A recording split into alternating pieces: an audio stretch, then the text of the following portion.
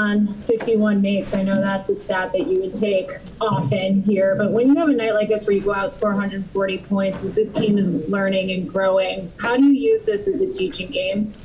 Well, I thought we did a lot of good things offensively, and so when we share the ball like that and make plays and recognize what's going on in the game, I think we can take a lot from the game. And you can win the game a lot of different ways. The most important thing is to win. And the rebounding I thought was strong, but we also gave up 120, so that gives us some things we could take a look at and work on tomorrow. Mark Berman, your post. Hey, Tom, we were talking yesterday about Immanuel, and maybe he was hesitant or whatever, and he was in a slump. What did you see out there tonight, and how key is his being able to draw fouls and get to the free throw line? Well, I think you guys are seeing it. We see it all the time. We see it in practice. It's a long season, and no player plays or shoots well in all 82 games. There's ups and downs, and he's managed that extremely well.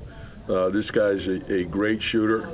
He has the ability to draw fouls. Everyone has a ton of confidence in him. We know that he's got a lot of confidence in himself. I think it comes from his preparation. The guy's a gym rat. He's a student of the game. So we're very pleased with him, and also very pleased with Obi. We've got two rookies that work incredibly hard each and every day. Respect, NBC.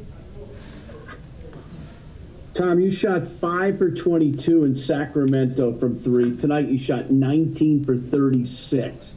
How much better offensively can this team get, and was this a little peak of what they could become offensively? Well, again, you want to concentrate on your improvement. I think we're getting there. I think if we had gotten more stops, we probably could have scored even more. But offensively, when we share the ball and we make the right plays, I'm very confident in our shooting ability.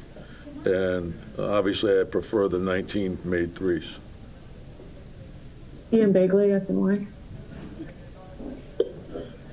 Yeah, Tom, going into the game, once you knew you didn't have Alfred, did you plan to play Frank when you did, or was that more situational when you brought him in? Yeah, no, and again, you can't play everyone, so we have a 10-man rotation. And I see the work that everyone's putting in, so I'm confident in everybody on this roster. So when one guy goes out, the next man step up, get in there, get the job done, and Frank was terrific. For a guy who had not played a lot, he was ready, thought his defense was fantastic, made a lot of good plays for us. And as I said many times, we need everyone. And if you're not in the rotation, you help us any way you can by being mentally into the game, saying the right things to your teammates, practicing the right way each and every day. That's how we improve.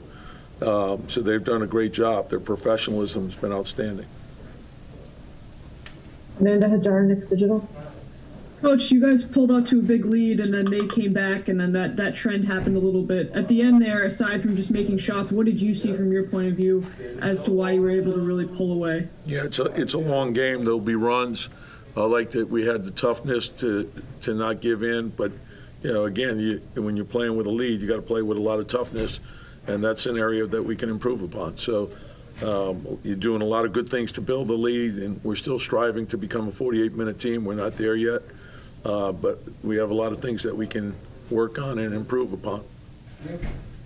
Mike Workenoff, The Athletic. Tom, Quickley isn't a guy who barrels into the lane and gets a lot of foul calls. With him being such a good free throw shooter, how important is it for him to figure out a way to get to the line in other ways?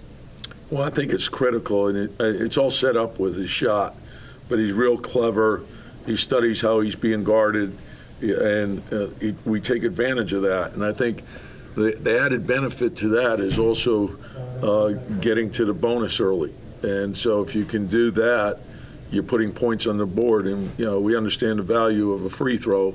And obviously he's such a great free throw shooter. We want as many as we can get.